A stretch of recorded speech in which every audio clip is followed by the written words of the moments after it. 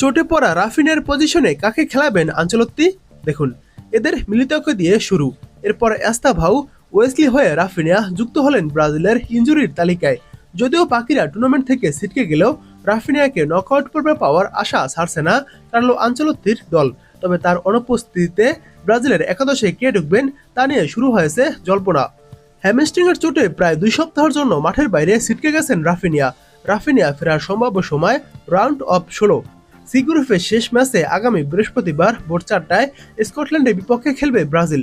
এখনও নকআউট পর্বে খেলা নিশ্চিত না হওয়া ম্যাচটি তাদের জন্য বেশ গুরুত্বপূর্ণ।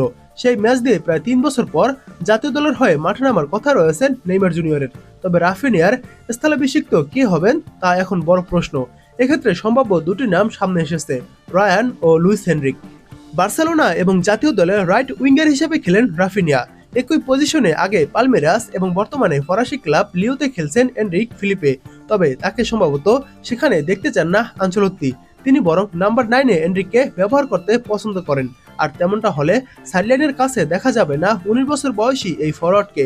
ফলে নিচ থেকে বল নিয়ে ওঠা কিংবা রক্ষণে ভূমিকা রাখার বাধ্যবাধকতা নেই তার, বরং গোলের কাছাকাছি থেকে ফিনিশিংই এনরিকের প্রধান কাজ হয়ে ওঠে।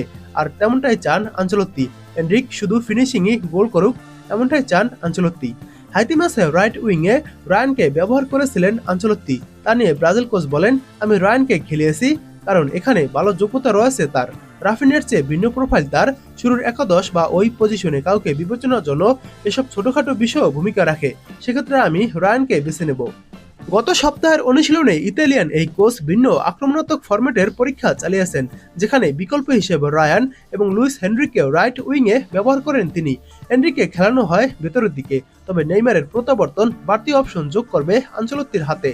মাংসপেশির চোট থেকে তিনি স্কটল্যান্ড ম্যাচে ফিরবেন বলে জানিয়েছিলেন ব্রাজিলিয়ান কোচ। তবে নেইমার ফিরলে কোন পজিশনে খেলবেন সেটা এখনও নির্ধারিত হয়নি। তবে নেইমার যেহেতু প্রথম ম্যাচ, তাই নেইমার শুরু করবেন নাকি সাবস্টিটিউট হিসেবে খেলবেন সেটাও একটি বড় প্রশ্ন। তাই এখনই নেইমারের ব্যাপারে কোনো সিদ্ধান্ত আসেনি।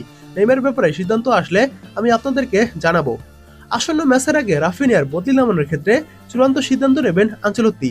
এছাড়া এখনও থেকে যাওয়া দুর্বলতা কাটিয়ে ওঠা নিয়েও তিনি কোনো সিদ্ধান্তে পৌঁছাতে পারেননি। এখন দেখা যাক রাফিনিয়ার পজিশনে কাকে খেলান আনচেলত্তি।